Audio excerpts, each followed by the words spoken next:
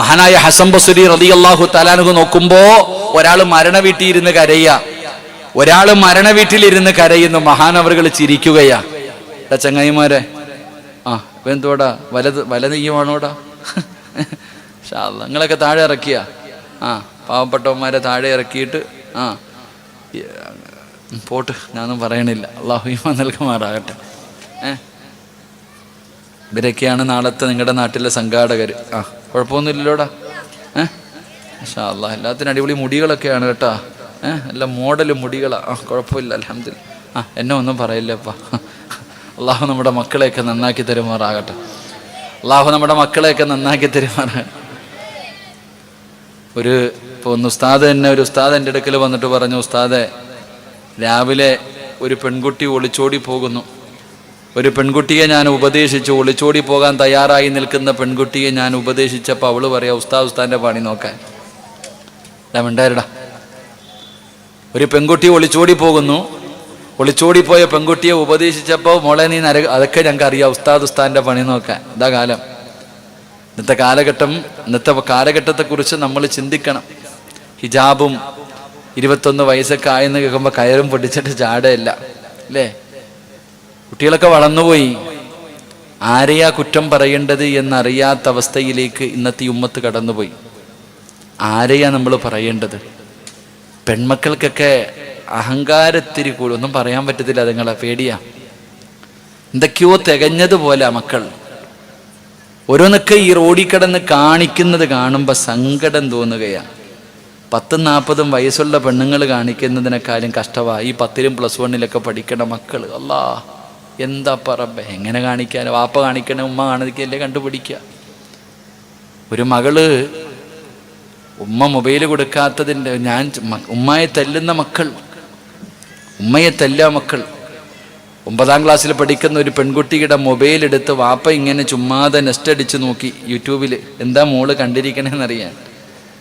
മകളുടെ മൊബൈൽ കണ്ടപ്പോൾ ഉപ്പ ഇങ്ങനെ നെസ്റ്റ് അടിച്ച് നോക്കിയപ്പോൾ പടച്ചോനെ ഉടുതുണിയില്ലാത്ത പെണ്ണുങ്ങളുടെ വീഡിയോയാ 9ാം ക്ലാസ്സിൽ പഠിക്കണ മോള് കണ്ടിരിക്കണത്. എന്താ ചെയ്യുക? കഞ്ചാവടിക്കണ മക്കളില്ലേ, ചെറിയ മക്കൾ. എന്താന്ന് ആലോചിക്കുക സഹോദര. 21 വയസ്സായി പെൺകുട്ടികളുടെ വിവാഹപ്രായം. എല്ലാം ഓടി നടന്ന് കെട്ടിക്കൊണ്ടിരിക്കുക. റസൂലുള്ളാഹി സ്വല്ലല്ലാഹു അലൈഹി വസല്ലമ തങ്ങൾ പറഞ്ഞെന്തെന്നറിയോ? മുത്തുനബി 3 പെൺമക്കളുള്ള വാപ്പമാരൊക്കെ ഒന്ന് കൈവക്കിക്കേ. 3 പെൺകുട്ടികളുള്ള പെണ്ണുങ്ങൾ, 3 പെൺമക്കളുള്ള താത്താമാരൊക്കെ കൈവക്കിക്കേ. 2 ഉള്ളതൊക്കെ കൈവക്കിക്കേ.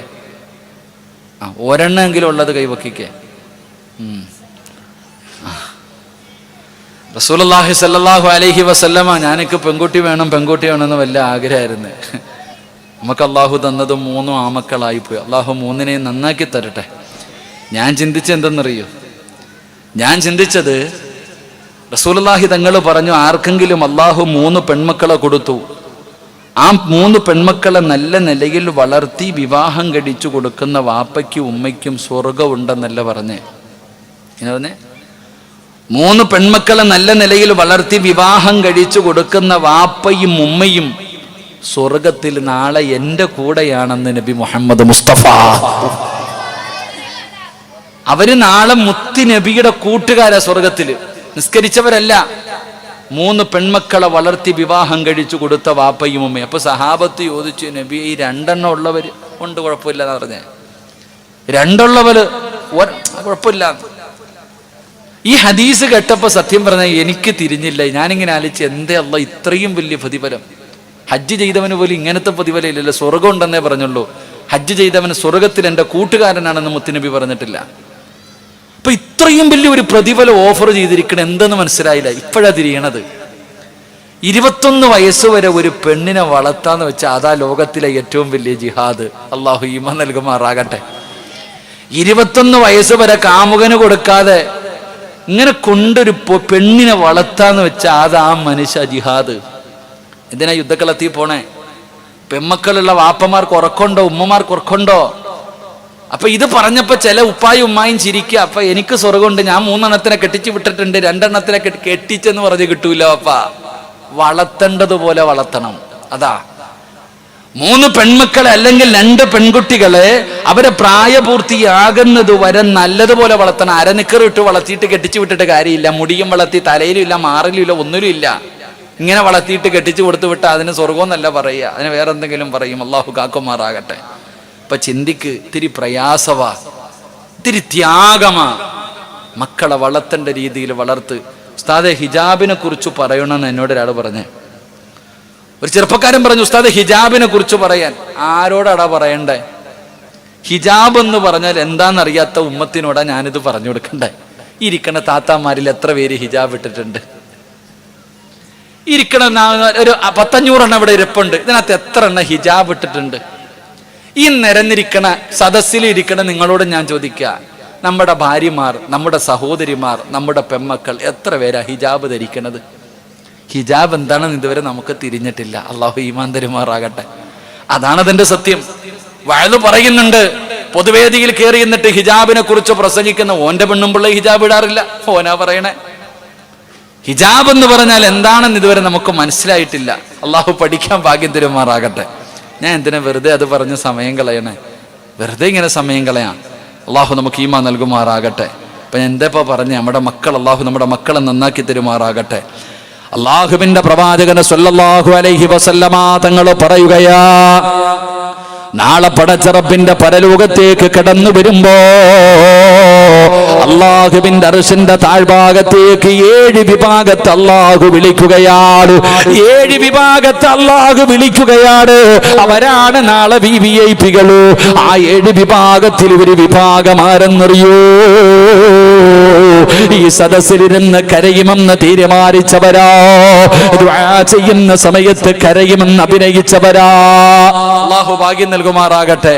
മഹാനായ ഹസൻ ബസ്രി റളിയല്ലാഹു തആല അൻഹു മരണ വീട്ടിലിരുന്ന് കരയുന്നവനെ നോക്കിയിട്ട് ചിരിച്ചു. എടാ, നീ എന്തിനാടാ ഇവിടെ ഇരുന്ന് കരയണേ? നീ ഇവിടെ ഇരുന്ന് കരയുന്നത് എന്തിനാ? മഹാനവറുകൾ ചോദിച്ച കാര്യം, എടാ നീ മരിച്ചവനെ ഓർത്ത് കരയാതെ നിന്നെ ഓർത്തിട്ട് കര. കാരണം മരണവേദന സഹിച്ചിട്ട് കിടക്കുന്നവനാ അവൻ. ആ മരണവേദന എന്ന് പറയുന്ന കടമ്പ കഴിഞ്ഞു, അവൻ രക്ഷപ്പെട്ടോ. നിനക്ക് വരാനിരിക്ക, നീ അവനെ ഓർത്തോ, കരയാതെ നിന്നെ ഓർത്ത് കര. മരിച്ചവൻ മരണവേദന അനുഭവിച്ചു പോയില്ലേ? നീ ആണെങ്കിൽ അനുഭവിക്കാനിരിക്കുന്നവനല്ലേ? നീ നിന്നെ ഓർത്തിട്ട് കര, നീ അതോർത്തിട്ട് കരയുന്നേ.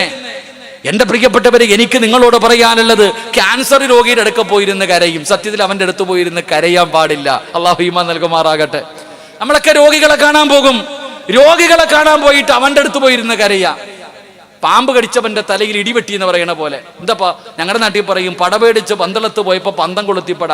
ക്യാൻസർ രോഗം പിടിച്ചു കിടക്കുന്നവന്റെ അടുത്ത് പോയിരുന്നിട്ട് പറയാ, എന്നാലും ആമിന നിനക്ക് ഗതി വന്നല്ലോ പടച്ചവനല്ല. അവള് തന്നെ വിചാരിക്കും, ഈ കിളവി എന്തിനാ വന്നേന്ന്, പടച്ചവൻ എന്നെ കൊല്ലാൻ വന്നയാണോ?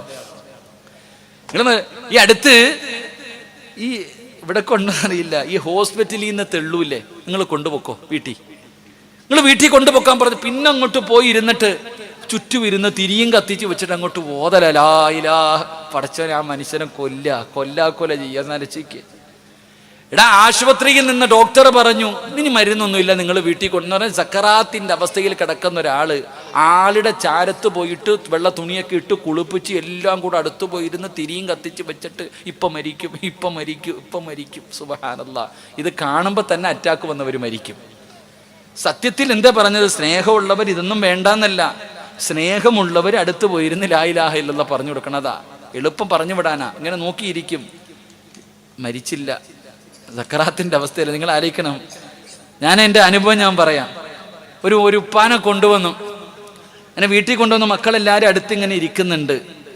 അപ്പൊ കടയൊക്കെ അടച്ചിട്ട് എല്ലാവരും വന്നു. വീട്ടിൽ നിന്ന് അവിടെയൊക്കെ ഇവിടെ ഉള്ളവരൊക്കെ കുടുംബക്കാരൊക്കെ വന്നു. ഒരു ദിവസം കഴിഞ്ഞു മരിച്ചില്ല. പിറ്റേ ദിവസം വൈകുന്നേരമായി. അപ്പൊ പറയാ, മടുത്തു, ഞാൻ പോവാ, മരിക്കുവാണെങ്കിൽ വിളിച്ചാൽ മതി, ഇന്ന് കടയൊക്കെ തുറക്കണ്ടേന്ന്. ഇതാ നമ്മുടെ അവസ്ഥ. ഇനി നീ മരിക്കുവാണെങ്കിൽ വിളിച്ചു പറഞ്ഞാൽ മതി, ഞാൻ പോവാണെന്ന്. തീർന്നില്ല. എന്താ, വാപ്പ പോയാലല്ലേ പോകാൻ പറ്റൂ. മക്കളുടെ അവസ്ഥ നിങ്ങൾ അറിയണം. എല്ലാ സ്വത്തും സമ്പാദ്യമായിട്ട് എല്ലാവർക്കും പണം മതിയല്ലോ വാരിക്കൂട്ടാൻ. എനിക്ക് കണ്ണൂർ ജില്ലയിൽ ഒരു സുഹൃത്തുണ്ട്. ഈ ആധാരം എഴുതാൻ പോകുന്ന ചങ്ങാതിയാ.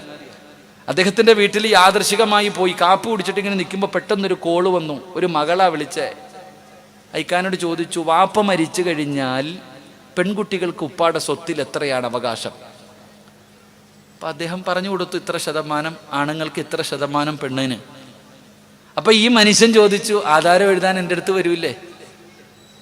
ആധാരം എഴുതാൻ എൻ്റെ അടുത്ത് തന്നെ വരൂല്ലേ? വാപ്പ മരിച്ചില്ല, ജീവനോടുണ്ടെന്ന്. അള്ളാഹു ഈമാൻ നൽകുമാറാകട്ടെ. വാപ്പ മരിച്ചിട്ടില്ല, അവകാശം ഇപ്പോഴേ നോക്കി തുടങ്ങുന്നു. ഇതാ മക്കൾ. എൻ്റെ പ്രിയപ്പെട്ട സഹോദരങ്ങളെ, ഞാൻ പറഞ്ഞു വന്നത്, അള്ളാഹു നമ്മുടെ മക്കളെ സ്വാലിഹീങ്ങളാക്കി തിരുമാറാകട്ടെ. എൻ്റെ പ്രിയപ്പെട്ട സഹോദരങ്ങളെ, അള്ളാഹുവിന്റെ പ്രവാചകൻ നബി മുഹമ്മദ് മുസ്തഫ സല്ലല്ലാഹു അലൈഹി വസല്ലമ തങ്ങൾ പറയുകയാണ്, മൂന്നാമത്തെ പ്രതിഫലം എന്തെന്നറിയോ? അള്ളാഹുവിന്റെ റസൂൽ അവിടെന്ന് പറയുകയാ, അള്ളാഹുവിന്റെ പ്രവാചകൻ അവിടെന്ന് പറയുകയാണ്, കത്റതാനി അഹബ്ബു ഇലല്ലാഹ് കത്റതു ദുമൂഇ മിൻ ഖശിയത്തില്ലാഹ് വകത്റതു ദുമൂഇ തുഹറാകു ഫീ സബീലില്ലാഹ്. അള്ളാഹുവിന്റെ പ്രവാചകൻ സല്ലല്ലാഹു അലൈഹി വസല്ലമ തങ്ങൾ പറയുകയാണ്, മൂന്നാമത്തെ പ്രതിഫലം എന്തെന്നറിയോ? അള്ളാഹുവിന് ഏറ്റവും ഇഷ്ടപ്പെട്ട 2 തുള്ളികളുണ്ട്. അള്ളാഹുവിന് ഏറ്റവും ഇഷ്ടപ്പെട്ട റസൂലുള്ളാഹി തങ്ങൾ പറയുകയാ, ഖത്റതാനി അഹബ്ബു ഇലല്ലാഹ്.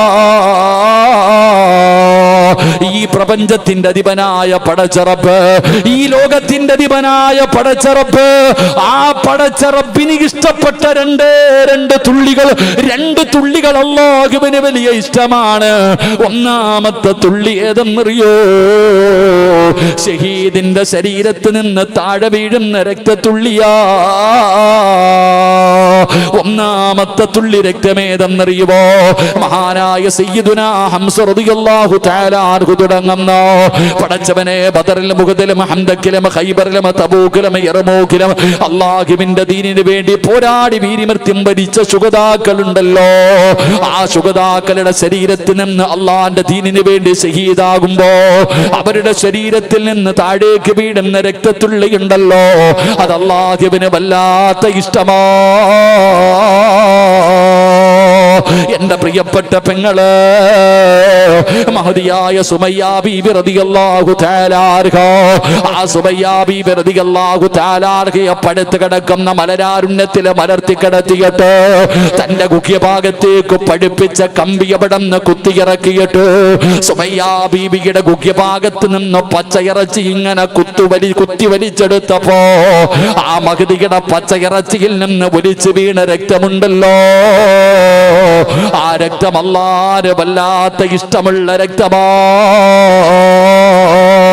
അല്ലാഹുവിന്റെ പ്രവാചകന്റെ സ്വഹാബത്തിന്റെ യുദ്ധക്കളത്തിലെ തുണ്ടം തുണ്ടമായി വെട്ടിമുറിച്ചപ്പോ അവരുടെ ശരീരത്തിൽ നിന്ന് വലിച്ച രക്തമുണ്ടല്ലോ, മഹാനായ സയ്യിദുനാ ഉമർ ഇബ്നുൽ ഖത്താബ് റളിയല്ലാഹു തആല അൻഹു സുബ്ഹിക്ക് പള്ളിയിൽ നിസ്കരിച്ചു കൊണ്ടിരുന്നപ്പോ ആ ഉമർ തങ്ങളുടെ അടിവയറ്റിലേക്ക് അവിടുന്ന് കത്തി കുത്തിയിറക്കിയിട്ട് അവിടുന്ന് ശരീരത്തിൽ നിന്ന് ഒലിച്ചു വന്ന രക്തമുണ്ടല്ലോ, മഹാനായ സയ്യിദുനാ ഉസ്മാൻ ഇബ്നു അഫ്ഫാൻ റളിയല്ലാഹു തആല അൻഹു അതാ തന്റെ വീട്ടിലെ നിസ്കാരപ്പായിലിരുന്ന് പരിശുദ്ധമായ ഖുർആൻ ഓതിക്കൊണ്ടിരുന്നപ്പോ ശത്രുക്കളെ വീടിനകത്തേക്ക് ഇരച്ചു കയറിയിട്ട് ഉസ്മാൻ തങ്ങളുടെ കൈകാലുകൾ വെട്ടിമുറിച്ചു അവിടുത്തെ ശരീരത്തിൽ നിന്ന് ഒഴുകി വലിച്ച രക്തമുണ്ടല്ലോ, മഹാനായ സയ്യിദുനാ അലി ഇബ്നു അബീ ത്വാലിബ് റളിയല്ലാഹു തആല അൻഹു അലിയാർ തങ്ങളുടെ ശരീരത്തിൽ നിന്നൊലിച്ച രക്തമുണ്ടല്ലോ. ഇതുപോലെ പടച്ച റബ്ബിന്റെ ദീനിന് വേണ്ടി പോരാടി വീരമൃത്യു വരിച്ച ശുഹദാക്കൾ, ആ ശുഹദാക്കളുടെ ശരീരത്തിൽ നിന്ന് മിസ്അബിന്റെയും ഉമൈറിന്റെയൊക്കെ ശരീരത്തിൽ നിന്ന് ഒലിച്ചിറങ്ങിയ രക്തത്തുള്ളി അല്ലാഹുവിന് വല്ലാത്ത ഇഷ്ടമാ. രണ്ടാമത്തെ തുള്ളി ഏതെന്നറിയോ? അല്ലാഹുവിന് ഏറ്റവും ഇഷ്ടക്കൂടയാ, അല്ലാഹുവിന് ഏറ്റവും ഇഷ്ടമുള്ള, അല്ലാഹുവിന് ഏറ്റവും ഇഷ്ടമുള്ള രണ്ടാമത്തെ തുള്ളി ഏതാ? ഖത്റതാനി ദുമൂഅ മിൻ ഖശിയത്തില്ലാഹ്. അല്ലാഹുവിനെ ഓർത്തിട്ട് കരയുന്ന കണ്ണുനീരുണ്ടല്ലോ, അല്ലാഹുവിനെ ഓർത്തിട്ട് കരയുന്ന കണ്ണുനീരുണ്ടല്ലോ. എന്റെ പ്രിയപ്പെട്ടവരെ, ചെയ്തു പോയ പാപങ്ങളെ കള്ളു കുടിച്ച് വ്യഭിചരിച്ചു പലിശ തിന്നു നിസ്കരിക്കാതെ അല്ലാഹുവിനെ മറന്നുകൊണ്ട് ഞാനും നിങ്ങളും നടന്നല്ലോ.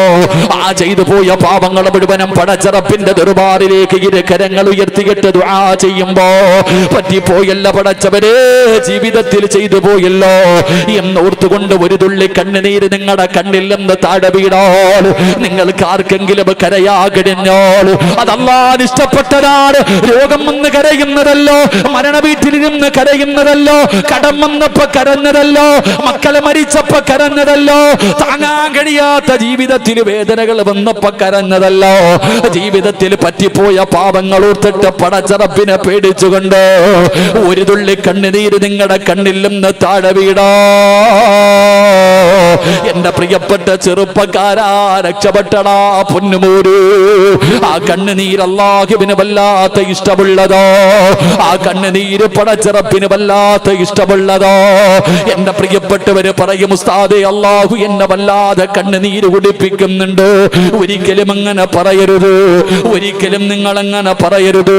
അല്ലാഹുവിന്റെ ഭാഗത്തു നിന്ന് പരീക്ഷണങ്ങൾ കടന്നു വരുമല്ലോ. വലനബുലുവന്നകും ബിശൈഇൻ മിനൽ ഖൗഫി വൽ ജൂഇ വനഖ്സിൻ മിനൽ അംവാലി വൽ അൻഫുസി വസ്സമറാത്ത് വബശിരി സ്വാബിരീൻ الذين إذا أصابتهم مصيبة قالوا إنا لله وإنا إليه راجعون. അല്ലാഹുവിന്റെ പരിശുദ്ധമായ ഖുർആൻ തന്നെ പറയുകയാണ്, ഞാൻ ഇഷ്ടപ്പെട്ടവരെ ഞാൻ പരീക്ഷിക്കുകയാണ്. എങ്ങനെയാണ് പരീക്ഷിക്കുന്നതെന്ന് പരിശുദ്ധമായ ഖുർആനിലൂടെ പടച്ച റബ്ബ് പറഞ്ഞു തരുമ്പോ എന്റെ പ്രിയപ്പെട്ട സഹോദരങ്ങളോട് സഹോദരിമാരോട്, അല്ലാഹുവിന്റെ പരീക്ഷണങ്ങള് അല്ല നിന്നെ കരയിപ്പിക്കുന്നത്, അല്ലാഹു നിന്നെ വേദനിപ്പിക്കുന്നത് വെറുപ്പുള്ളത് കൊണ്ടല്ല, സ്നേഹം കൂടിയത് കൊണ്ടോ. കടലിൽ മീൻ പിടിക്കാൻ പോയി എല്ലാ വള്ളക്കാർക്കും ബോട്ടുകാർക്കും മീൻ കിട്ടി, നീ മാത്രം നഷ്ടത്തിൽ തിരിച്ചു വരുന്നത് പടച്ച റബ്ബിന് നിന്നോട് വെറുപ്പുള്ളത് കൊണ്ടല്ലോ. അല്ലാഹു നിന്നെ ഒന്ന് അളക്കുകയോ, അല്ലാഹു നിന്റെ ഈമാനും ടെസ്റ്റ് ചെയ്യുകയോ. പടച്ച റബ്ബ് രോഗം തരുന്നത്, വീട് തരാത്തത്, മക്കളെ തരാത്തത്, കടം തരുന്നത്, ഇതൊക്കെ വെറുപ്പുള്ളത് കൊണ്ടല്ലോ, നിന്റെ ഈമാൻ അളക്കുന്നതിന് വേണ്ടിയോ. അതുകൊണ്ട് എന്റെ പ്രിയപ്പെട്ടവരോട് പറയുന്ന പടച്ച റബ്ബിന്റെ മുന്നിലേക്ക് ഇത് കരങ്ങൾ ഉയർത്തിയിട്ട് അല്ലാഹുവോടൊന്ന് ദുആ ചെയ്യാൻ പറ്റുമോ? അല്ലാഹുവോടൊന്ന് ദുആ ചെയ്യാൻ പറ്റുമോ? ആ ദുആ ചെയ്യുന്ന സമയത്ത് റബ്ബിന്റെ മുന്നിലിരുന്ന് കരഞ്ഞ ആ കണ്ണീരിന് വിലയുണ്ട് സഹോദരാ. അതുകൊണ്ട് പടച്ചവര്, ജീവിതത്തിൽ പ്രയാസവും ദുഃഖവും രോഗവും ഇല്ലാത്ത ആരുമില്ലല്ലോ. പടച്ചവനെ, ഇന്ന് താനൂർ ഹാർബറിൽ ഞാൻ കിടന്നു ചെന്നു. പടച്ചവരെ, ഒരു പാവപ്പെട്ട മനുഷ്യൻ ഇങ്ങനെ കടലിന്റെ ചാരത്തൊരു കമ്പിയുടെ മുകളിൽ ഇരിക്കുകയാണ്. പടച്ചറപ്പ്, ആ മനുഷ്യൻ എന്നെ മനസ്സിലായില്ല, മാസ്ക് ഇട്ടത് കാരണം.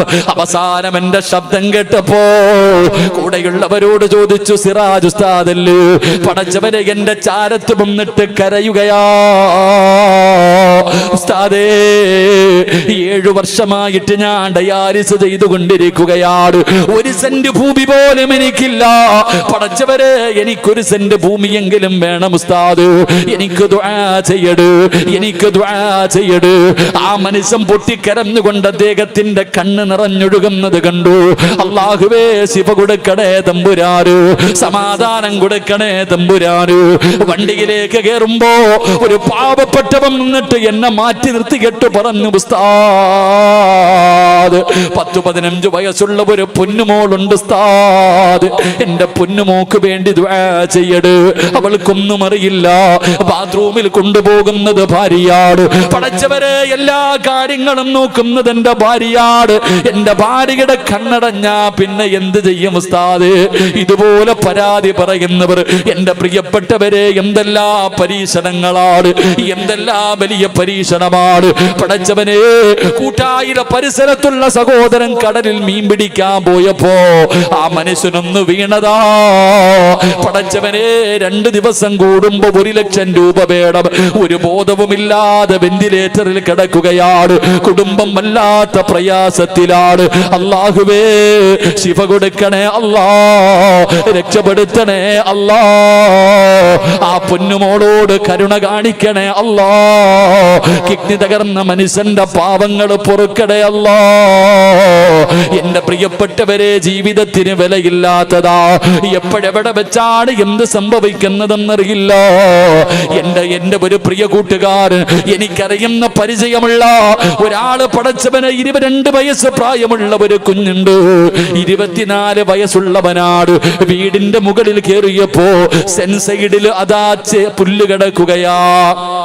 ഇലകളൊക്കെ കൂടിക്കിടക്കുന്നത് കണ്ടപ്പോ ഒന്ന് തൂക്കാനിറങ്ങിയതാണ്, ഒന്ന് നേരെയാക്കാനിറങ്ങിയതാണ്. കാല് തെറ്റിയിട്ട് റബ്ബേ, തുണിയലക്കുന്ന കല്ലിന്റെ മുകളിൽ വന്ന് തലയടിച്ചിട്ട് 24 വയസ്സുള്ള ചെറുപ്പക്കാരൻ എന്ത് ചെയ്യും സഹോദരാ? 2 മാസമോ 2 വയസ്സോ പ്രായമുള്ള കുഞ്ഞുണ്ട്. ആ കുടുംബത്തിന് സമാധാനം കൊടുക്കണേ അല്ലാ, ക്ഷമ കൊടുക്കണേ അല്ലാ. ഇത്രയൊക്കെ ഉള്ള മനുഷ്യന്റെ ജീവിതം. എത്രയൊക്കെ സമ്പാദിച്ചു വെച്ചാൽ ഒരൊറ്റ നിമിഷം കൊണ്ട് സർവ്വതും തീർന്നു പോകുന്നല്ലോ. എന്തേ ഞാനും നിങ്ങളും ചിന്തിക്കാത്തത്? എത്ര പെട്ടെന്നാണ് ഓരോ മനുഷ്യനും ഓരോന്ന് സംഭവിക്കുന്നത്. ചിരിച്ചു കളിച്ചുകൊണ്ട് പോകുന്നവർ അല്ലാഹുവേ പെട്ടെന്ന് ആക്സിഡന്റ് പറ്റി മരിക്കുന്ന രംഗം കാണുകയാണ്. എന്തെല്ലാ രോഗങ്ങളാണ്, എന്തെല്ലാ പ്രയാസങ്ങളാണ്. അല്ലാഹുവേ നീ ഞങ്ങളെ കാക്കടേ അല്ലാ. 3 ദിവസത്തെ വഅദ് വെച്ചു, 3 ദിവസത്തെ വഅദ് വെച്ചു. എന്തു ചെയ്യണമെന്നറിയാതെ പാവപ്പെട്ട സംഘാടകർ ബക്കറ്റുമായിട്ട് നിങ്ങളുടെ മുന്നിലേക്ക് കടന്നു വരികയാ. നിങ്ങൾ കണ്ടില്ലെന്ന് നടിക്കല്ലേ, നിങ്ങൾ വെറും കയ്യോടെ മടക്കല്ലേ. സദഖ തുറത്തുൽ ബലാ, സദഖ വിപത്തുകളെ തട്ടിമാറ്റുമെന്ന, സദഖ വിപത്തുകളെ തട്ടിമാറ്റുമെന്ന. ക്യാൻസർ മരുന്നില്ലെന്നാരാ പറഞ്ഞത്? മാരകമായ രോഗങ്ങളെ മാറ്റാറ് അല്ലാഹുവിന്റെ പ്രവാചകൻ അവിടെന്ന് പറഞ്ഞു. സ്വഹാബ, അല്ലാഹുവിന് ചില അടിമകളുണ്ട് സഹാബ, അവര് സദഖ കൊണ്ട് ചികിത്സിക്കുന്നവരാ, അവര് സദഖ കൊണ്ട് ചികിത്സിക്കുന്നവരാ. ക്യാൻസറിന്റെ അണുവുണ്ടോ എന്ന് നിനക്കറിയില്ലല്ലോ. നിന്റെ ശരീരത്തിൽ എന്തെങ്കിലും രോഗമുണ്ടോ എന്ന് നിനക്കറിയില്ലല്ലോ. നിന്റെ കിഡ്നി വർക്കാകുന്നുണ്ടോ എന്ന് നിനക്കറിയില്ലല്ലോ. സംഘാടകർ ബക്കറ്റുമായിട്ട് മുന്നിലേക്ക് കടന്നു വരികയാ. റമളാ പടച്ചവനെ, റജബിന്റെ വെള്ളിയാഴ്ച രാവാ. എല്ലാവരും മനസ്സറിഞ്ഞുകൊണ്ടൊരു സദഖ എടുക്കൂ. അല്ലാഹുവേ കീറി മുറിക്കുന്ന രോഗങ്ങളെ തൊട്ട് കാക്കണേ അല്ലാ. അല്ലാഹുവേ എന്റെ ശരീരങ്ങത്തെ നീ അറുത്ത് മുറിക്കല്ലേ അല്ലാ. അപകടങ്ങൾ തരല്ലേ അല്ലാ. മയ്യത്ത് പോലും നല്ല നിലയിൽ കുളിപ്പിക്കാൻ കഴിയാത്ത അവസ്ഥയിൽ നീ എന്നെ മരിപ്പിക്കല്ലേ അല്ലാ. ഉറക്കം നടിക്കല്ലേ, ഉറക്കം നടിക്കല്ലേ. നിന്റെ തലയുടെ മുകളിൽ ജനിച്ച കാലം മുതൽ മരിക്കുന്ന കാലം വരെ പാപം പറയാത്ത, പാപം കാണാത്ത, പാപം ചെയ്യാത്ത അല്ലാന്റെ മലക്കുകൾ സാക്ഷിയാ. ഈ ബക്കറ്റ് നിങ്ങളുടെ മുന്നിലേക്ക് കടന്നു വരുമ്പോ എന്തെങ്കിലും ഒന്ന് കൊടുക്കാൻ കഴിയോ? നിങ്ങളുടെ നാട്ടിലെ മദ്രസയുടെ ഉദ്ഘാടനം കഴിഞ്ഞു, ഈ പരിപാടിയുടെ ചിലവ് കഴിഞ്ഞെന്തുണ്ടെങ്കിലും അത് മദ്രസയുടെ കടം വീട്ടാരാ. പടച്ചറപ്പേ സദഖ കൊടുക്കാൻ കഴിയോ? പലതുള്ളി പെരുവെള്ളമെന്നാണ് നിങ്ങളുടെ കയ്യിലുള്ളതെടുക്ക്. പെങ്ങളെ, നിനക്ക് എന്താണോ കൊടുക്കാൻ പറ്റുന്നത് വലത് കൈ കൊണ്ട് കൊടുക്കുന്നത് ഇടത് കൈ അറിയാതെ ചെയ്യണമെന്നോ? അതിന് വല്ലാത്ത പ്രതിഫലമോ, അതിന് വല്ലാത്ത പ്രതിഫലമോ. അതുകൊണ്ട് ഒരാൾ പോലും ഇവിടെ നിന്ന് കൈയൊഴിയരുത്. എല്ലാവരും അവരുടെ കയ്യിലുള്ളത് 1 രൂപയാണെങ്കിലും 1 മതി. നിന്റെ കയ്യിലുള്ളതിൽ നിന്നൊരല്പമെങ്കിലും കൊടുത്തുകൊണ്ട് അല്ലാഹുവേ എന്നെ രക്ഷപ്പെടുത്തണേ എന്ന് ദുആ ചെയ്യൂ. അല്ലാഹുവേ സദഖ നൽകാനുള്ള മനസ്സ് നൽകണേ അല്ലാ. അല്ലാഹുവിന്റെ പ്രവാചകൻ നബി മുഹമ്മദ് മുസ്തഫ സല്ലല്ലാഹു അലൈഹി വസല്ലമ തങ്ങൾ ഇവിടെന്ന് പറഞ്ഞു തരികയാ. 3ാമത്തെ പ്രതിഫലം എന്തെന്നറിയോ? കണ്ണുനീരിന്റെ മൂന്നാമത്തെ വില എന്തെന്നറിയോ? അല്ലാഹുവിന് ഏറ്റവും ഇഷ്ടപ്പെട്ട കണ്ണുനീരാ. ഷഹീദിന്റെ രക്തത്തുള്ളിയോടാണ് അല്ലാഹു ഉപമിച്ചത്. ഷഹീദിന്റെ രക്തത്തുള്ളികൾ അല്ലാഹുവിന്റെ ദീനിന് വേണ്ടി പോരാടി മീരിമത്യം ഭരിച്ച ശുഹദാക്കളുണ്ടല്ലോ, ആ ശുഹദാക്കളുടെ രക്തത്തുള്ളിയോടാണ് അല്ലാഹു നിന്റെ കണ്ണുനീരിനെ ഉപമിച്ചത്. അത്രയ്ക്കും അതിന് പുണ്യമാണ്, അത്രയ്ക്കും അതിന് മഹത്വമുണ്ട്. അതുകൊണ്ടാണ് അല്ലാഹുവിന്റെ പ്രവാചകം പറഞ്ഞത് കരയാറ്. അതുകൊണ്ടാണ് അല്ലാഹുവിന്റെ റസൂൽ പറഞ്ഞത് നിങ്ങൾ അധികമായിട്ട് കരയുവാർ. എന്റെ പ്രിയപ്പെട്ടവരെ, നാലാമത്തെ പ്രതിഫലമെന്താ? നാലാമത്തെ പ്രതിഫലമെന്താ? മഹാനായ ആദരവായ പ്രവാചകൻ നബി മുഹമ്മദ് മുസ്തഫ സല്ലല്ലാഹു അലൈഹി വസല്ലമ തങ്ങൾ പറയുകയാണ്, അല്ലാഹുവിന്റെ റസൂൽ പറയുകയാ, ഇന്ന റഅയ്തുൽ ബാരിഹ തഅജുബാ റഅയ്തു റജുലൻ മിൻ ഉമ്മതി ഖദ് ഉൽഖിയ ഫിന്നാർ ഫജാഅത് ദംഅത്തുൻ വഅഖദ ബിയദിഹി അഖിലൽ ജന്നാ. ഇതുകൂടെ പറഞ്ഞ് നമുക്ക് ദുആ ചെയ്യാം. എന്റെ പ്രിയപ്പെട്ട സഹോദരങ്ങളെ, നിങ്ങൾക്ക് പ്രതിഫലം കേൾക്കണോ? നിങ്ങളുടെ കണ്ണിൽ നിന്ന് വീഴുന്ന ഒരു തുള്ളി കണ്ണുനീരിന്റെ മഹത്വമാണ് ഞാൻ പറയുന്നത്. അല്ലാഹു നിങ്ങൾക്ക് തരുന്ന പ്രതിഫലത്തെ കുറിച്ചാണ് പറയുന്നത്. അല്ലാഹുവിന്റെ റസൂൽ പറയുകയാ, നാളെ പടച്ചറപ്പിന്റെ പരലോകത്ത് നമ്മൾ എല്ലാവരും നിൽക്കുമല്ലോ. ആരാരും തിരിഞ്ഞു നോക്കാനില്ലാത്ത, ഒരാൾ പോലും കണ്ട പരിചയം കാണിക്കാത്ത, പടച്ചവരെ ഒരാളും സഹായിക്കാനില്ലാത്ത, സ്വന്തം നിലവിളിക്കുന്ന ദിവസമുണ്ടല്ലോ. മനുഷ്യരെ സ്വാർത്ഥരായി പോകുന്ന പടച്ചറപ്പിന്റെ പരലോകമുണ്ടല്ലോ. നിങ്ങളെ ഇവിടെയല്ല സ്വാർത്ഥത, യഥാർത്ഥത്തിൽ സ്വാർത്ഥത കാണിക്കുന്നത് അവിടെ നിന്നാണ്. അല്ലാഹുവേ, എല്ലാവരും നമ്മളെ കൈയൊഴിയുകയാണ്. ആദം നബി കൈയൊഴിയുകയാ, നൂഹ് നബി കൈയൊഴിയുകയാ, മൂസാ നബി കൈയൊഴിയുകയാ, ഇബ്രാഹിം നബി കൈയൊഴിയുകയാണ്. ഓരോ പ്രവാചകന്മാരും അടുത്തടുത്ത പ്രവാചകന്മാരെ കാണിച്ചു തരികയാണ്. അങ്ങനെ എല്ലാവരും കൈയൊഴിയുന്ന ദിവസമുണ്ടല്ലോ. 9.5 മാസക്കാലം ഗർഭം ചുമന്ന മരണവേദനയുടെ വേദനയെന്നത് പ്രസവിച്ചതിന്റെ പ്രിയപ്പെട്ട പൊന്നാര മക്കളുണ്ടല്ലോ. മക്കളോട് വല്ലാത്ത സ്നേഹമല്ലേ ഉമ്മ? ഈ പൊന്നുമക്കള് നാളെ പടച്ചറപ്പിന്റെ പരലോകത്ത് ചെരുപ്പിടാതെ, വസ്ത്രമില്ലാതെ ചെമ്പിന്റെ തറയിൽ നിന്നിട്ട് കാലു പൊള്ളുമ്പോ മക്കൾ അല്ലാഹുവിനോട് പറയുന്നു, നാഥാ, എന്റെ ഉമ്മാനവൊന്നും മലത്തിക്കിടത്തിത്താ അല്ലാ, നെഞ്ചത്ത് കയറി ഞാൻ നിൽക്കട്ടെ റബ്ബേ, എനിക്ക് ചൂട് സഹിക്കാൻ കഴിയുന്നില്ല അല്ലാ. പൊന്നാര മക്കള് നാളെ പടച്ചറപ്പിന്റെ പരലോകത്ത് വെച്ച് പറയുമെന്നാണ്. വാപ്പാ, എവിടെ പോയാലും പൊന്നുമക്കളെ കൂടെ കൊണ്ട് നടക്കുന്ന പ്രിയപ്പെട്ട വാപ്പാ, അല്ലാഹുവിന്റെ ദാബകൾ കൊണ്ട് നിറച്ച നരകത്തെ കാണുമ്പോ പൊന്നുമക്കൾ അല്ലാഹുവോട് പറയുന്നു, നാഥാ, എന്റെ വാപ്പയുടെ നന്മ മുഴുവനും എടുത്ത് എനിക്കിതാ, എന്റെ പാപം മുഴുവനും എന്റെ ഉപ്പാടെ തലയിൽ കെട്ടിവെച്ചിട്ടു ഉപ്പാന നരകത്തിലേക്ക് വലിച്ചെറിഞ്ഞോ, എനിക്ക് സ്വർഗം തരണേ എന്ന് മക്കള് പറയുന്ന ദിവസമുണ്ടല്ലോ. ആ ഭയാനകമായ ദിവസത്തിന് നാളെ പടച്ചറപ്പിന്റെ കോടതിയിൽ ഇങ്ങനെ നിൽക്കുമ്പോ റസൂലുള്ള പറയുകയാ, ഒരു മനുഷ്യനെ ഇങ്ങനെ കൊണ്ടുപോവുകയാണ്. നരകത്തിന്റെ അവകാശിയായ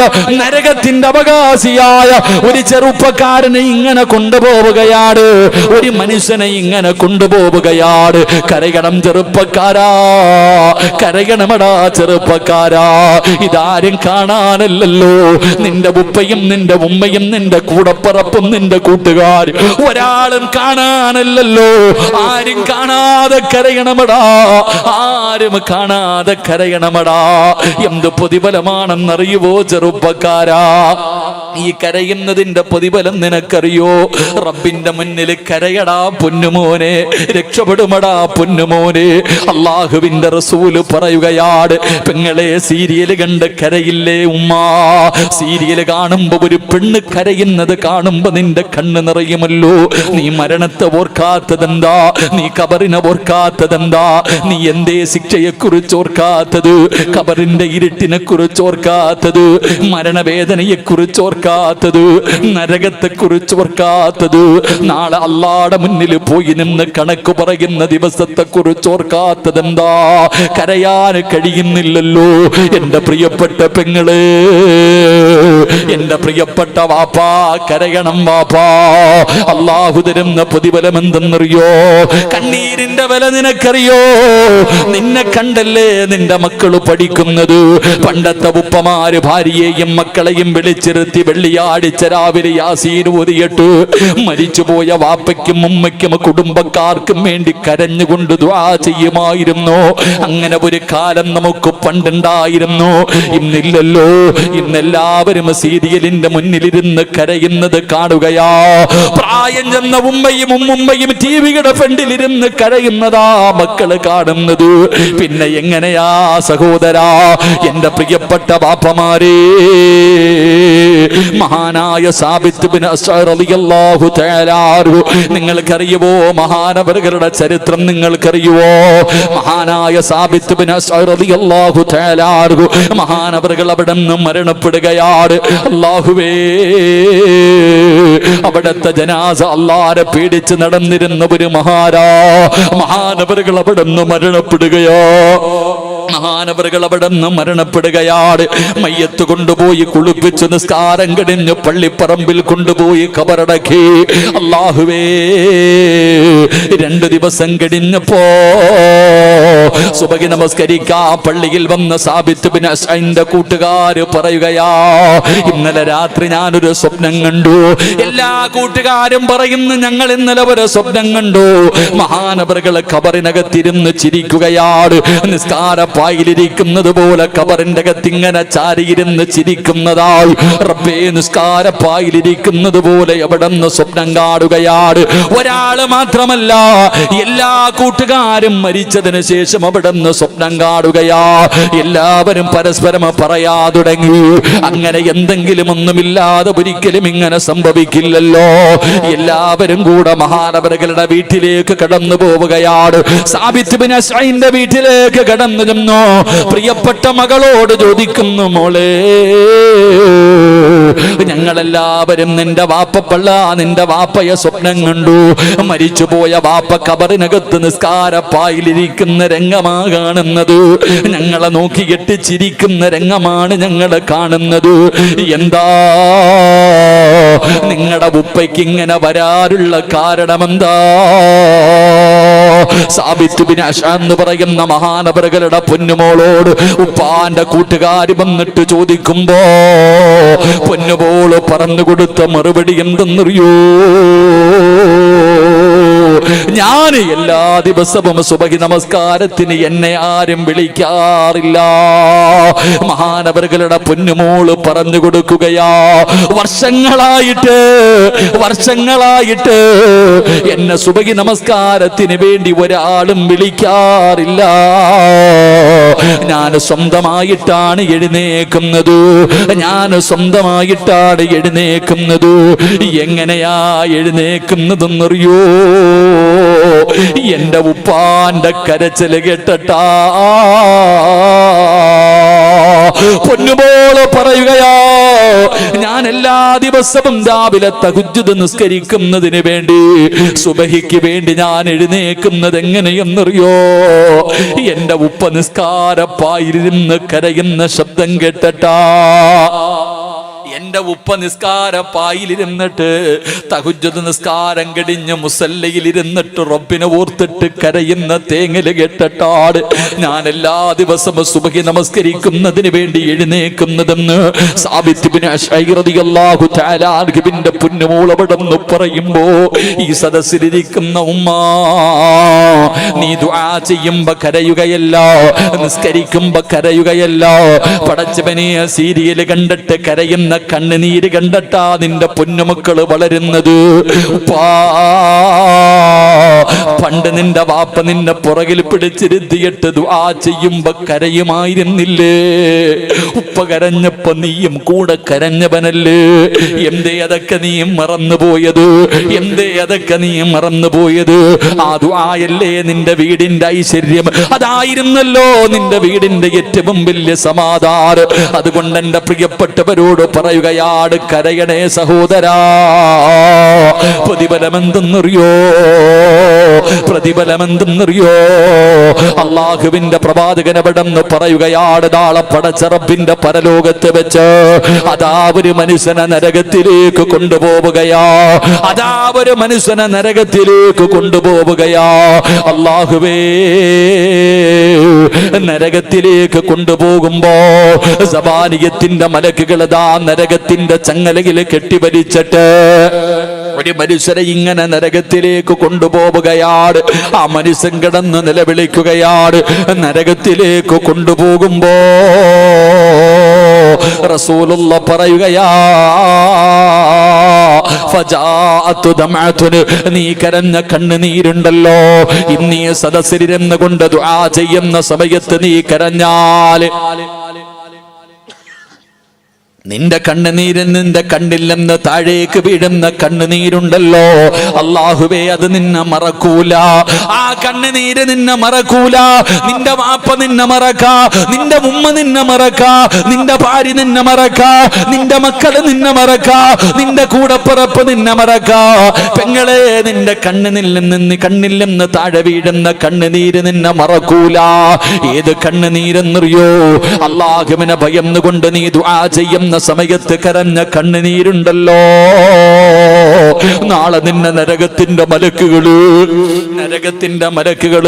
നിന്നെ നരകത്തിലേക്ക് വലിച്ചു കൊണ്ടുപോകുമ്പോ ആ കണ്ണുനീര് വരികയാ. ആ കണ്ണുനീര് വരികയാണ്. എന്നിട്ട് അല്ലാഹുവിന്റെ റസൂൽ അവിടെന്ന് പറയുകയാ, ആ കണ്ണുനീര് വന്നിട്ട് നിന്റെ കയ്യിൽ പിടിക്കുകയാ. നരകത്തിലേക്ക് വലിച്ചടച്ചു കൊണ്ടുപോകുന്ന നിന്റെ കയ്യിലേക്ക് അല്ലാഹുവിനെ ഭയന്നുകൊണ്ട് നീ കരഞ്ഞ കണ്ണുനീരുണ്ടല്ലോ, ആ കണ്ണുനീര് വന്നിട്ട് നിന്റെ കയ്യിൽ പിടിക്കുകയാ. വഅഖദ ബിയദിഹി, നിന്റെ കയ്യിൽ പിടിച്ചിട്ട് അല്ലാഹുവിനോട് പറയുന്നു, നാഥാ,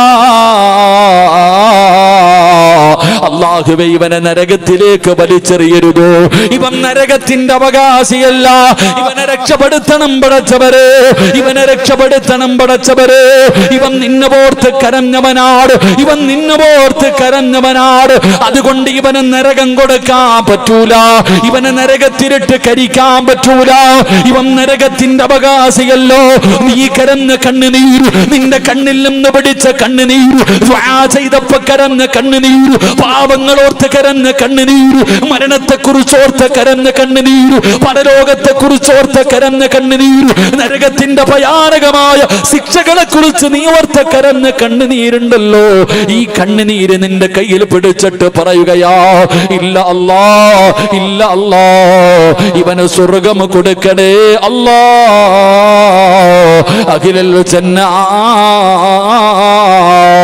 ഈ കണ്ണുനീര് നിന്നെ സ്വർഗത്തിലേക്ക് കൊണ്ടുപോകുമെന്ന് ആദരവായ പ്രവാചകൻ നബി മുഹമ്മദ് മുസ്തഫ സല്ലല്ലാഹു അലൈഹി വസല്ലമ തങ്ങൾ പറയുകയാണ്, പടച്ച റബ്ബേ, ഈ കണ്ണുനീര് മതി നിനക്ക് രക്ഷപ്പെടാറ്, ഈ കണ്ണുനീര് മതി നിനക്ക് രക്ഷപ്പെടാറ്. അതുകൊണ്ട് നിന്നെ നരകത്തിൽ നിന്ന് സ്വർഗത്തിലേക്ക് കൊണ്ടുപോകാറ് ഈ ഒരു തുള്ളി കണ്ണുനീരിന് കഴിയുമെന്ന് പ്രവാചകനപടന്ന് പറയുമ്പോ ഈ സദസ്സിലിരിക്കുന്നവരോട് പറയുകയാണ്, കരയണേ സഹോദരാ, കരയണേ സഹോദരാ. ദുആ ചെയ്യുന്ന സമയത്ത് പാതിരാത്രിയൊക്കെ എഴുന്നേറ്റിരുന്നിട്ട് ലൈറ്റൊക്കെ അണച്ചിട്ടിരുന്ന് ദുആ ചെയ്യടേ. അപ്പൊ നീ കരയുന്നത് ആരും കാണില്ലല്ലോ, അല്ലാഹുവല്ലേ കാണുന്നത്. ആ കണ്ണുനീരിന് വല്ലാത്ത വിലയാ. ദുആ ചെയ്യുന്ന സമയത്ത് നിന്റെ ജീവിതത്തിൽ വന്നുപോയതൊക്കെ അല്ലാഹുവോട് നീ പറയണം. കള്ളു കുടിച്ചെങ്കിൽ കുടിച്ചെന്ന് പറ, വ്യഭിചരിച്ചെങ്കിൽ വ്യഭിചരിച്ചെന്ന് പറ, പലിശ തിന്നെങ്കിൽ പലിശ തിന്നെന്ന് പറ, നിസ്കരിക്കാതെ നടന്നെങ്കിൽ പറഞ്ഞെങ്കിൽ അത് പറ, ഭർത്താവിനെ വഞ്ചിച്ചെങ്കിൽ അത് പറ, തെറ്റുകൾ ചെയ്തെങ്കിൽ അത് പറ. അള്ളാഹുവിനോട് ചെയ്തത് മുഴുവനും എണ്ണി എണ്ണി പറഞ്ഞിട്ട് കരകണം. പൊറുക്കന്റെ പാപം സയ്യിദി വെറുക്കാതെ പൊറുക്കുന്നവനാരുണ്ട് നീയല്ലാതെ. ഇഹലോക ആർഭാടങ്ങളെന്നെ വലച്ചതാ, നഫ്സെന്നെ ഉന്തി തെള്ളിവിട്ടു ചാദിച്ചതാ. അല്ലാതെ ധിക്കരിച്ചല്ല റബ്ബേ നിന്നെ, അതുകൊണ്ട് ആട്ടരുതിലാഹേ എന്നെ. അല്ലാഹുവോട് പറയണം, പടച്ചവനെ പറ്റിപ്പോയി തമ്പുരാരെ, ഇങ്ങനെ നടക്കല്ലേടാ ചെറുപ്പക്കാരാ. കയ്യിലെ ചങ്ങലകളിട്ട് മുണ്ടും മടക്കി കൊത്തി മുടിയും ഇങ്ങനെ വളർത്തിയിട്ട് എന്തെല്ലാം കോനിവാസങ്ങൾ കാണിച്ചുകൊണ്ട് നടക്കുന്ന ചെറുപ്പക്കാരക്കാടാ. എന്റെ പ്രിയപ്പെട്ട പെങ്ങളെ, ഫർദയും ധരിച്ച് തലമറയ്ക്കാതെ നിന്റെ ശരീരത്തിന്റെ ഭാഗങ്ങളെ തുറന്നിട്ടുകൊണ്ട് പരസ്യമായി റോഡിലൂടെ നടക്കുന്ന എന്റെ പെങ്ങളോട്, മോളെ മരിക്കണ്ടേടി പൊന്നുമോളെ, നിന്റെ കൂടെ ആര് കാണും പെങ്ങളെ? നിന്നെ രക്ഷപ്പെടുത്താൻ ആരാ ഉണ്ടാവുക? ഇന്ന് പറയാനും പ്രോത്സാഹനം തരാനും നിന്റെ കൂടെ നടക്കാനും ആളുണ്ടല്ലോ. പക്ഷേ അല്ലാഹുവിന്റെ മുന്നിൽ പോകുമ്പോ ആരുണ്ട് പൊന്നുമോളെ? അതുകൊണ്ട് ചെറുപ്പക്കാരാ, അഹങ്കാരം വേണ്ടടാ, ധിക്കാരം വേണ്ടടാ. എന്റെ പ്രിയപ്പെട്ട ചെറുപ്പക്കാരോട്, കൊച്ചുമക്കളോട് പറയുകയാ, ഒരുപാട് കടന്ന് നെളിയല്ലേ, ഒരുപാട് കടന്ന് അഹങ്കരിക്കല്ലേ. ഒറ്റ നിമിഷം കൊണ്ട് റബ്ബ് നിന്നെ തകർത്ത് കളയുവടാ. ഇത് ഭീഷണിയാണെന്ന് പറയരുത്, ഇത് ഭീഷണിയാണെന്ന് പറയരുത്. ഒറ്റ നിമിഷം കൊണ്ട് സർവ്വതും തകർക്കാൻ അല്ലാഹുവിന് കഴിയുമെന്നും നീയൊന്നും മറക്കരുത്. പണ്ടൊക്കെ അല്ലാഹു പിന്നെ പിന്നെയായിരുന്നു, ഇപ്പം നേരിട്ട് കാണാമടാ ചെറുപ്പക്കാരാ. +1 +2 പഠിക്കുന്ന പൊന്നുമോള് പടച്ചവനെ സ്കൂള് വിട്ടിട്ട് ബസ് സ്റ്റോപ്പിൽ നിൽക്കുന്ന രംഗം കണ്ടാ, വീട്ടിൽ നിന്ന് പുറത്തേക്ക് ഇറങ്ങിക്കഴിഞ്ഞാ നിനക്ക് അല്ലാത്ത ഒരു സുഖമാണ്. പടച്ചവനെ, സ്വർഗം കിട്ടിയതുപോലെ എന്തോ തോന്നിവാസവം കാണിക്കാമല്ലോ. ചോദിക്കാൻ പറയുന്നവനെ പുച്ഛിക്കുകയല്ലോ. കണ്ണതാ അമുസ്ലിമായ ചെറുപ്പക്കാരനുമായ പ്രണയമുള്ള പെൺകുട്ടിയോട്, മോളെ നരകമുണ്ടടി, മരിക്കണമടി, ഇതൊന്നും പാടില്ല എന്ന് പറഞ്ഞപ്പോ, ഉസ്താദേ നിങ്ങളുടെ പണി നോക്കെന്ന് പറയുന്ന യുവത്വേ, മോളെ അള്ളവുണ്ടെന്ന് നിനക്കറിയുമല്ലോ, മരിക്കുമെന്ന് നീ വിശ്വസിക്കുന്നവളല്ലോ, ഖബറിൽ പോകണമെന്ന് നീ വിശ്വസിക്കുന്നവളല്ലോ, പരലോകമുണ്ടെന്ന് വിശ്വസിക്കുന്നവളല്ലോ, അന്ത്യദിനമുണ്ടെന്ന് വിശ്വസിക്കുന്നവളല്ലോ, നരകമുണ്ടെന്ന് വിശ്വസിക്കുന്നവളല്ലോ. അല്ലാഹുവിന്റെ ഖുർആൻ പറഞ്ഞതെന്തെന്നറിയോ? എന്റെ പ്രിയപ്പെട്ടവളോട് പറയുകയാ, ചെറുപ്പക്കാരോട് പറയുകയാ, എന്തു വേണമെങ്കിലും ചെയ്തോ, എങ്ങനെ വേണമെങ്കിലും നടന്നോ, ഏത് തോന്നിവാസം വേണമെങ്കിലും കാണിച്ചോ, ഉപദേശിക്കാൻ വരുന്നവനെ പുച്ഛിച്ച് തള്ളിക്കോ, അവനെ പരിഹസിച്ചോ, അവരെ കളിയാക്കിക്കോ, അവരെ പഴഞ്ചനെന്ന് വിളിച്ചോ, ഇതൊക്കെ ഫ്രണ്ട്ഷിപ്പാണെന്ന് പറഞ്ഞു നടന്നോ. പക്ഷേ വത്തഖൂ യൗമന തുർജഊന ഫീഹി ഇലല്ലാഹ്. എവിടെ പോയാലും, പാനൂര് എവിടെ പോയാലും, എങ്ങനെയൊക്കെ നടന്നാൽ അസ്റായിൽ വരുമ്പോ കടക്കണമടി ചെറുപ്പക്കാരി. എന്റെ പെങ്ങളോട് പറയുകയാ, അസ്റായിൽ വരുമ്പോ നിന്നെ രക്ഷപ്പെടുത്താ ഒരുത്തിയും കാണില്ലെന്ന് നീ മറക്കരുത്. നീ ചിന്തിച്ചു വെച്ചോ, അല്ലാഹുവിന്റെ ഭാഗത്ത് നിന്ന് മലക്കുൽ മൗത്ത് വരുമല്ലോ. ആര് രക്ഷപ്പെടുത്തുമടാ? ബൈക്കിൽ പാഞ്ഞു പോകുന്ന കഞ്ചാവടിച്ചിട്ട് മയക്കുമരുന്നടിച്ചിട്ട് അതാ പള്ളിയുടെ മുന്നിലൂടെ, നാട്ടുകാരുടെ മുന്നിലൂടെ ബൈക്കിലൂടെ പാഞ്ഞു പോകുന്ന നിന്നെ പാണ്ടിലൂറിയുടെ അടിയിൽ നിന്ന് രക്ഷപ്പെടുത്താ ആര് വരുമടാ ചെറുപ്പക്കാരാ? നട റോഡിൽ കിടന്ന് പിടയുമ്പോ അസ്റായിൽ പറയും, വിളിക്കടാ. കല്ലാ ഇദാ ബലഗതി തറാഖിയ വകീല മൻ റാഖിയ وظن أنه الفراق والتفت الساق بالساق إلى ربك يومئذ المساق. ആരാ നിന്നെ രക്ഷപ്പെടുത്താനുള്ളത്? ഒരാളും നിന്നെ രക്ഷപ്പെടുത്താൻ കാണില്ലല്ലോ, ഒരാളും നിന്നെ സഹായിക്കാൻ കാണില്ലല്ലോ. അതുകൊണ്ട് ഞാനിത് ഓർമ്മപ്പെടുത്തുകയാ, ഇത് റജബ് മാസമാ, ഇത് സാധാരണ മാസമല്ല, ഇത് അല്ലാഹുവിന്റെ മാസമാ, ഇത് അല്ലാഹുവിന്റെ മാസമാ, അല്ലാഹ് ആദരിക്കണമെന്ന് പറഞ്ഞ മാസമാ. ഇത് സാധാരണ മാസം പോലെയല്ല. അഹങ്കരിച്ച, അഹങ്കാരം കാണിച്ച, അല്ലാഹുവിനെ മറന്ന നിന്നെ റബ്ബ് പഠിപ്പിക്കും. ചെറുപ്പക്കാരാ, എന്റെ ഉപ്പയോട് പറയുന്ന വാപ്പാ, പ്രായമായുപ്പാ, ഒരുപാട് രോഗമായില്ലേ ഉപ്പാ, എന്തേ ഇങ്ങനെയായി പോയത്? എന്റെ പ്രിയപ്പെട്ട ഉമ്മയോടും പെങ്ങളോടും ഞാൻ ഓർമ്മപ്പെടുത്തുകയാണ്, ഇത് റജബ് മാസമാണ്, ശഅബാൻ വരികയാണ്, റമളാൻ കണ്ണിന്റെ മുന്നിലായി. ഇനിയെങ്കിലും മാറിക്കോ, ഇനിയെങ്കിലും നന്നായിക്കോ, ഇനിയെങ്കിലും ജീവിതത്തിൽ മാറ്റം വരുത്തിക്കോ. ഇന്നു മുതൽ ഒരു പുതിയ ജീവിതം തുടങ്ങിക്കോ. അല്ലാഹുവിന്റെ മുന്നിൽ ആത്മാർത്ഥമായി ഇവിടുന്ന് പൊട്ടിക്കരഞ്ഞു ദുആ ചെയ്ത് പിരിയാൻ ഒരുങ്ങുകയാ. അല്ലാഹുവോട് ദുആ ചെയ്ത് പിരിയാ, അല്ലാഹുവോട് ദുആ ചെയ്ത് പിരിയാ. ജീവിത